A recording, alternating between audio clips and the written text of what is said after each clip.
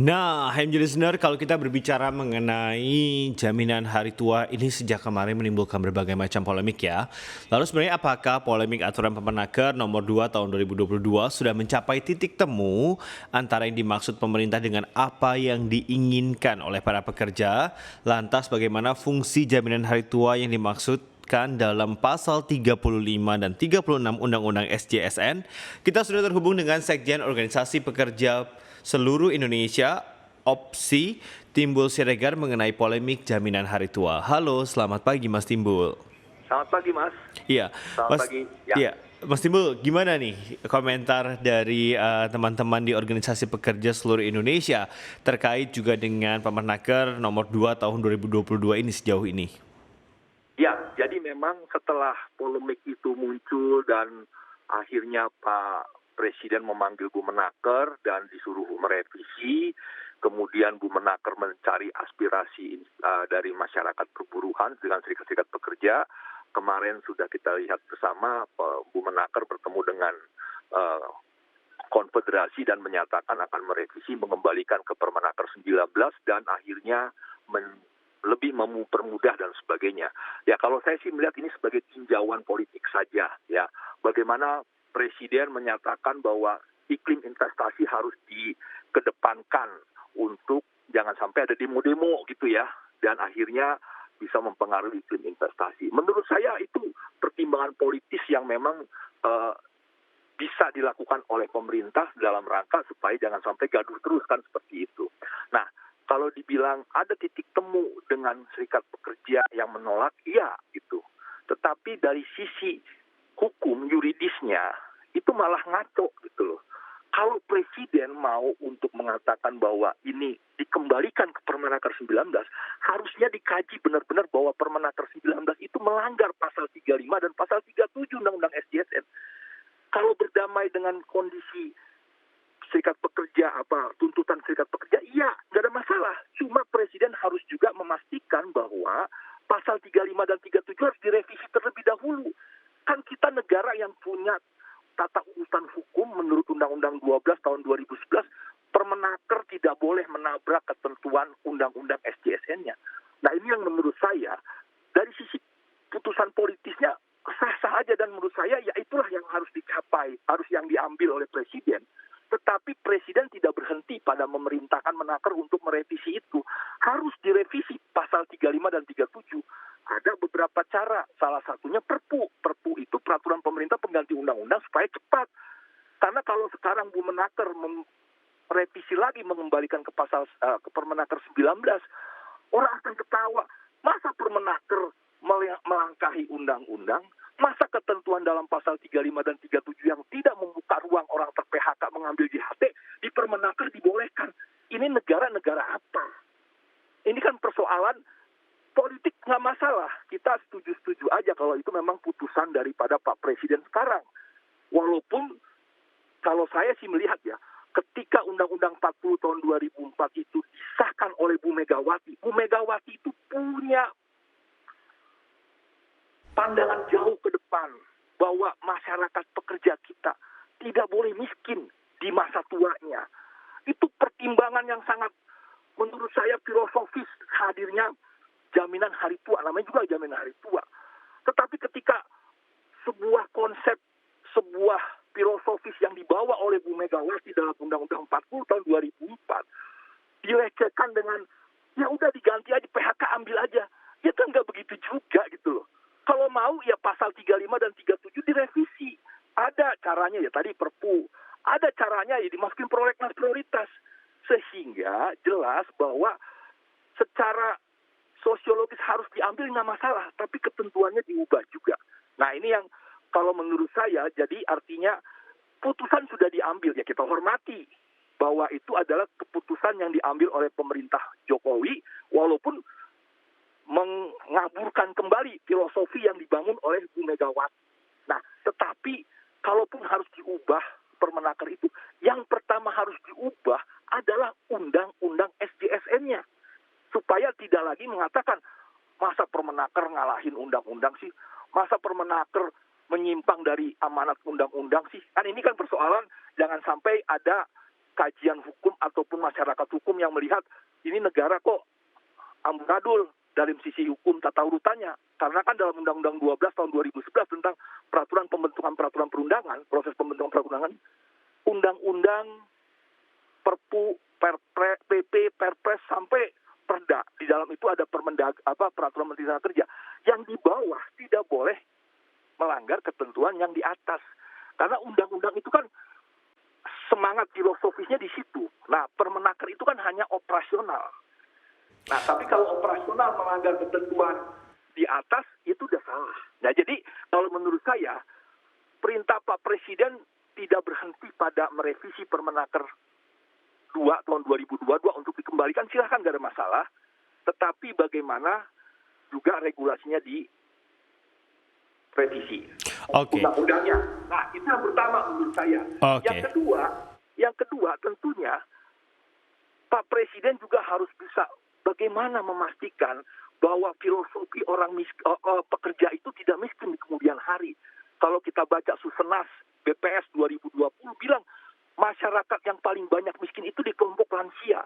Nah, kalaupun sekarang pemerintah menyatakan bahwa dikembalikan aja PHK ambil, silahkan, itu uang buruh silahkan. Nah, misalnya begitu ya. Tapi harus dikonsepkan lagi apa yang harus kita perbaiki dari sisi jaminan pensiunnya.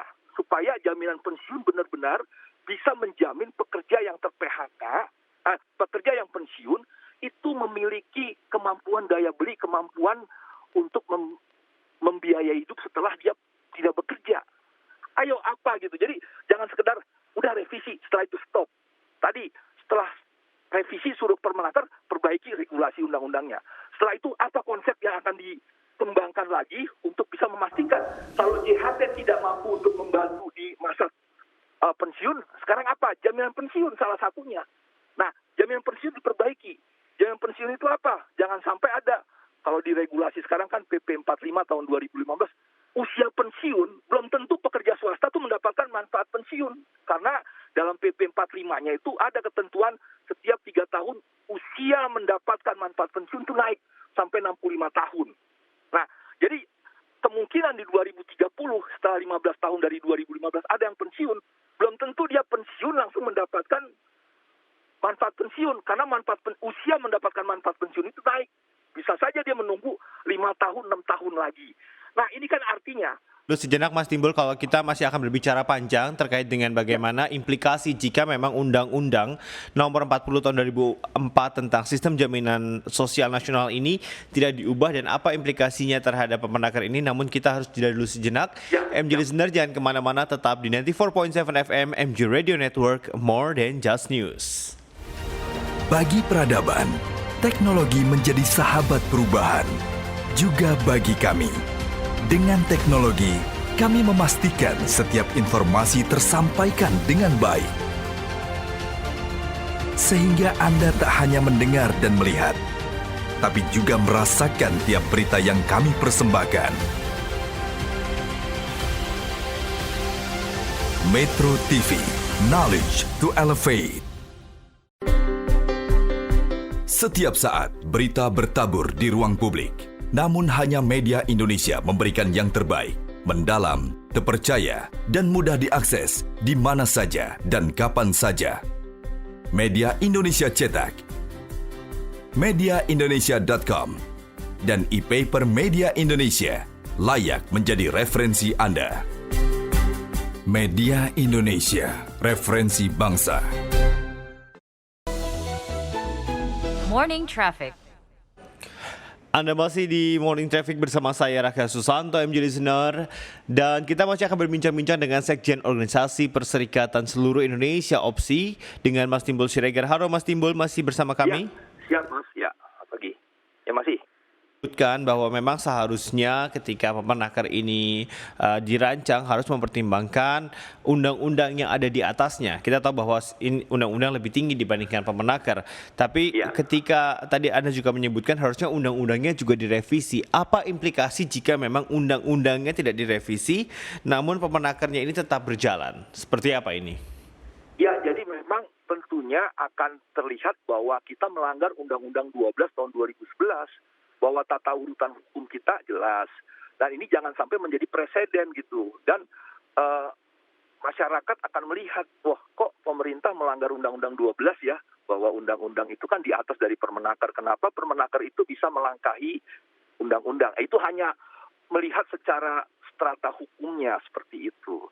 Nah, jadi yang lebih utama menurut saya adalah bagaimana memastikan masyarakat kita ke depan ini. Kalau itu dari sisi yuridisnya tadi ya, dari tata urusan hukum, jangan sampai membuat presiden buruk. Nah, yang kedua, yang saya tadi sampaikan, bagaimana sekarang pemerintah harus merancang bagaimana ke depan, kalaupun JHT tidak bisa lagi diharapkan untuk menjamin masa pensiun, ayo perbaiki usia manfaat pensiun. Kan ada 2 program di jaminan di Undang-Undang SJSN ya. Satu jaminan hari tua dan jaminan pensiun. Inilah yang 2 yang diformat oleh Bu Megawati dalam Undang-Undang 40 untuk menjamin masyarakat pekerja kita ketika dia bekerja tidak mampu lagi bekerja, dia dapat jaminan pensiun dan hari tua. Nah, sekarang kalau jaminan hari tuanya sudah oke lah, sudah nggak bisa diharapin lagi karena memang sudah filosofinya diubah, diganti menjadi jaminan hari terjepit, misalnya karena PHK ambil kan seperti itu. Nah, sekarang apa perbaikannya untuk yang satu lagi ini nih? Kalau yang satu lagi ini tidak diseriusin, saya khawatir Susenas BPS nanti 2040, 2050 akan mengatakan semakin banyak masyarakat lansia kita yang miskin. Artinya siap-siaplah kita dengan populasi yang semakin banyak, yaitu masyarakat lansia, tapi dengan kemiskinan. Karena kan dengan kemajuan teknologi kesehatan, dengan usia harapan hidup semakin tinggi, maka populasi masyarakat lansia akan semakin besar. Nah, ini yang jangan sampai menjadi kontraproduktif terhadap perekonomian Indonesia ke depan. Bagaimana kemampuan kita untuk menjamin supaya rakyat dapat hidup sejahtera. Ini kan Timbul, kalau kita berbicara mengenai jaminan pensiun, sejauh ini sendiri dari pengamatan Anda, sudah seberapa besar progresnya jaminan pensiun ini dapat berjalan dengan baik yang mengcover seluruh hari tua bagi masyarakat kita? Ya, pertama dari sisi kepesertaan. Sampai sekarang dari 40 jutaan pekerja formal swasta, hanya ada sekitar 13,2 juta orang. Artinya ini pun masih banyak pengusaha yang belum disiplin mematuhi kepesertaan wajib untuk jaminan pensiun. Sehingga masih banyak yang belum tercover dalam jaminan pensiun. Itu pertama. Yang kedua, amanat PP 45 tahun 2015 yaitu meninjau iuran. Paling cepat itu 3 tahun, sampai sekarang sudah 6 tahun dari 2015, 7 tahun lah 2022. Iuran tidak dinaikkan. Padahal diamanatkan mencapai 8% dari 3%. Nah sekarang 3% di 2015 sampai sekarang 3%. 2% dari pengusaha, 1% dari pekerja. Kalau iuran ini tidak ditinjau secara berkala seperti amanat PP 45 tahun 2015, maka kecukupan dananya akan sulit, sehingga bisa saja nanti program jaminan pensiun akan stop 2050, tidak mampu lagi membayar ini kan gitu. Karena memang kecukupan dananya tidak ada. Karena apa? Iurannya tidak dinaik-naikkan oleh pemerintah sampai sekarang. Nah, kemudian ada lagi yang tadi saya sebutkan, bagaimana memastikan ketika dalam PP 45, ketika ada yang pensiun, belum tentu dapat manfaat pensiun. Nah, itu yang harus direvisi sehingga regulasi itu bisa memastikan, menjamin ketika pekerja swasta yang minimal 15 tahun mengiur ini, ketika dia pensiun, dia langsung bisa dapat. Seperti kayak kita pegawai negeri. Pegawai negeri kan gitu, kalau tanggal 15 Agustus dia pensiun, ya setelah dia nggak dapat upah dari kementerian, dia dapat upah dari pensiunnya itu. Nah ini jadi artinya tidak terputus. Kalau kita melihat PP 45, pekerja yang pensiun belum tentu langsung mendapatkan manfaat pensiun. Dia bisa menunggu 3 tahun, 4 tahun, dan sebagainya. Nah oleh sebab itu yang saya coba dorong, kita harus menghormati apa yang diputuskan Presiden. Itu adalah yang terbaik menurut Presiden hari ini, dan kita berharap ya kita patuhi, tapi dengan yuridis yang memang juga disesuaikan, dan apa yang kita harus lakukan untuk memastikan jangan sampai masyarakat lansia kita yang pensiun ini memang benar-benar miskin, karena dia nggak punya tabungan, mendapatkan akses jaminan pensiun susah gitu loh. Apalagi tadi dana kecukupannya tidak mampu untuk membiayai 2040, 2050, 2060. Jangan sampai jaminan pensiun juga jadi stuck dan tidak beroperasi lagi karena nggak punya uang gitu ya. Nah, jadi kembali kita memang ya melihat aja bahwa masyarakat pekerja ini tidak hidup hanya ketika dia bekerja.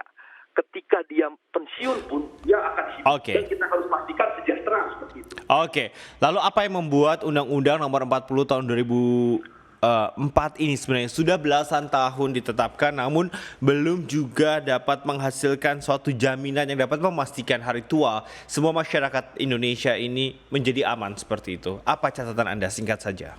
Ya, jadi memang tentunya Undang-Undang 40 2004 ini kan dalam proses perjalanannya memang perlu banyak revisi dan sebagainya. Nah, ini yang saya melihat ketika saat ini pun belum ada upaya pemerintah untuk mengkaji lagi sebenarnya Undang-Undang 40 mau dibawa kemana ya. Dan kalau dilihat dari 6 program, tambah 1 jaminan kehilangan pekerjaan, ini kan sebenarnya kalau kita kaji sudah baik, cukup baik dan sangat baik bila memang nanti proses dalam revisinya ke depan ini bisa menjawab kebutuhan pekerja. Misalnya tadi bagaimana ketika usia pensiunnya. Jadi memang sebenarnya pemerintah juga harus bisa bagaimana merancang jaminan sosial ini, jaminan hari tua, jaminan pensiun, jaminan kecelakaan kerja, kematian, dan jaminan kesehatan nasional, beserta jaminan kehilangan pekerjaan yang dalam Undang-Undang Cipta Kerja, betul-betul bisa menjamin pada saat pekerja bekerja, pada saat pekerja memasuki usia pensiun. Nah, jadi perlu menurut saya itu dikaji ulang ya Undang-Undang 40 itu. Nah, tetapi dengan pertimbangan yang objektif, kita melihat kondisi saat ini dan kondisi ke depan. Nah, jadi memang itu sampai sekarang kan 2004 sampai sekarang ya belum kita punya rencana untuk merevisi ya. Mungkin ada tapi kita nggak mendapatkan informasi itu. Nah, ini yang saya berharap bahwa kembali pekerja itu diharapkan dalam sisi regulasi bisa dijamin pada saat bekerja sejahtera, pada saat mengalami pensiun ya sejahtera juga supaya hidup masyarakat Indonesia ya semakin membaik ya, ekonomi baik, pekerja juga membaik kesejahteraannya. Nah, jadi Harapkan memang yang namanya berbagai macam aturan ini mampu melindungi masa tua semua masyarakat kita, karena memang kita inginkan bahwa Indonesia mampu menjadi tempat berlindung terbaik di hari tua bagi seluruh masyarakatnya. Terima kasih Mas Timbul Siregar untuk waktunya pada pagi hari ini.